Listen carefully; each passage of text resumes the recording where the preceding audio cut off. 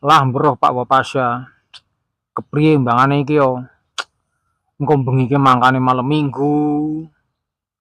Mengko bengi bareng Pak Wapasya nek pan mlaku-mlaku kuwi jenenge luru sing medong-medong mengkono sing kuwi jenenge mleketep ngono kuwi ora.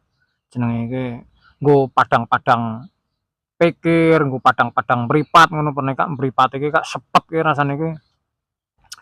Mene kak mripat kanane gateng tok-tok mane kene ora nana padang-padang ora apa mane.